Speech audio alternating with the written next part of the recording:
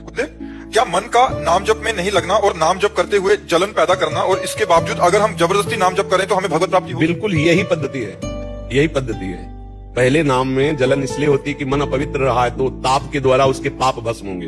पाप के बाद पाप की प्रवृत्ति जिससे पाप होता है वो वासना भस्म होगी। इसलिए बहादुर वही है जो अंदर की व्यथा को सहता हुआ, मन चंचल है, अशांत है, फिर भी वो नाम जप करता चला जाता है तो धीरे धीरे धीरे वो भगवान के नजदीक पहुंचता जाता है। एक एक नाम जप हमारे को ऐसे पुष्टि प्रदान कर रहा है जैसे हम कई दिनों के भूखे हों और एक एक कवल अन्न पावे तो वो कवल जाकर सुधा निवृत्ति भी कर रहा है, तुष्टि भी कर रहा है, पुष्टि भी कर रहा है। लेकिन हमें समझ में नहीं आएगा। समझ में तब आएगा जब आधा पेट हो जाएंगे। वो जलन पैदा करे। कई दिन के भूखे हो और एक कवल पवा के रोक दिया जाए तो जलन नहीं पैदा करे। ऐसे बहुत जन्मों का भूखा है आनंद का मन, अब उसको नाम जब जपाते हैं तो उसका पाप नष्ट होता है, उसका ताप नष्ट होता है। अब उसको नष्ट होने दो, उस जलन को सह जाए। सहित सहित बाढ़े भगति, सहित सहित बाढ़े भगति, गृहतन गुरु हितगार, गृहतन गुरु हितगार हार अपनी करिमानत। अपने गुरुदेव को अपना जीवन। इसमें एक प्रश्न था, आपके सत्संग के माध्यम से हमें सुनने को मिलता है कि सब संत भगवानों की अलग अलग निष्ठा होती है।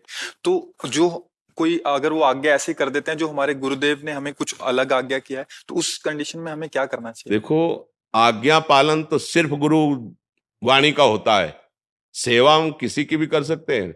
संत के आगे में जरूरत पड़ी तो पशु पक्षी की भी सेवा कर देंगे, जरूरत पड़ी तो किसी, इसका मतलब सेवा कर दिया तो उसके अधीन थोड़ी हो गए, उसकी आज्ञा का पालन थोड़ी करेंगे। समझ रहे हो ना?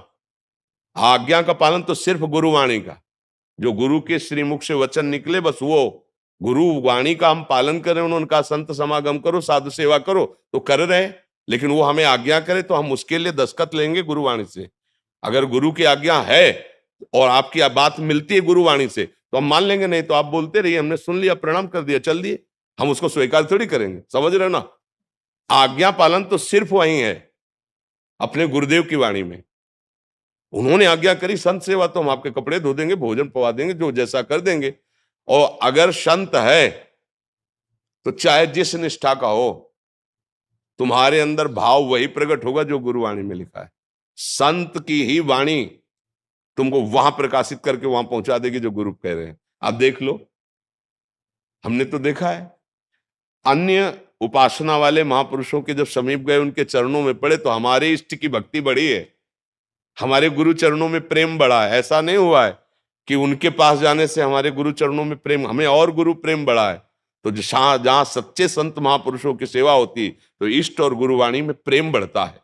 इसीलिए तो आज्ञा करिए कि संतों का समागम करो, साधु सेवा करो। तो इसका मतलब नहीं कि अगर हमारी सिद्धांत पद्धति से विरुद्ध कोई आचरण करे तब तो फिर मानना ही नहीं है ना। हमारे केवल आज्ञा है, भूखा है तो भोजन दे दीजिए, जरूरत है तो शरीर सेवा कर दीजिए।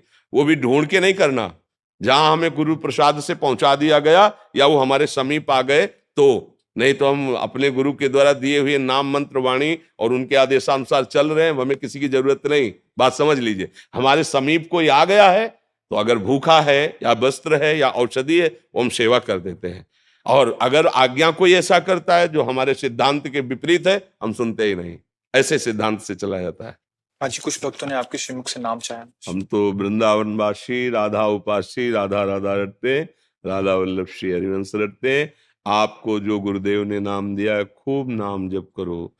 ये बात समझ लीजिए कि सब साधन जितने हैं वो सब प्रभु के ही है, पर मन को जीतने का एकमात्र उपाय नाम जप है। जब तक आप नाम जप नहीं करेंगे तब तक मन की मनमानी बंद नहीं कर पाएंगे। आप गा लो घंटा 2 घंटा, जैसे कीर्तन भी करोगे ना, ये राजी रहेगा मन, पर ये मन बस में नहीं होगा। बस में होगा तब। अब देखो इसकी चाल, हलचल मचा देगा। थोड़ा शांत होइए, आंख खोल के या आंख बंद करके मंत्र में या नाम में लगिए, अंदर ही अंदर सुमिरन में आइए। और जहां सुमिरन में आएंगे तो देखना इसकी मार पड़नी शुरू हो जाएगी मन में। मन जलन पैदा कर देगा, भागने लगे, अब फंसा है। और जितना आप अंदर अंदर जप करेंगे उतना ही ये मन निर्मल होता जाएगा, आपके अधीन होता जाएगा। जब मन को परेशानी होती है तो हम लोग मन में तदात्म किए, इसलिए लगता है कि बस नाम जप मत करो और चाहे जो कर लो। ढोलक बज रही, हारमोनियम बज रही, तबला बज रहा, नाच रहे, गा रहे, इसमें मन राजी हो जाएगा।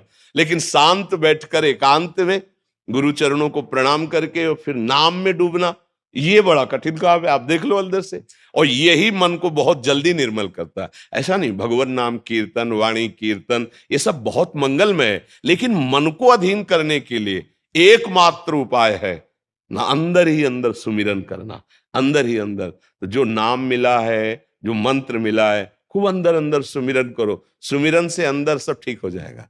बढ़िया अंदर मन प्रसन्न है ना, तो बाहर से चाहे जितनी विपत्ति हो आप आनंदित। और अंदर से मन कलुषित है तो बाहर चाहे जितनी सुख सामग्री हो आपको सुख अनुभव में नहीं आएगा।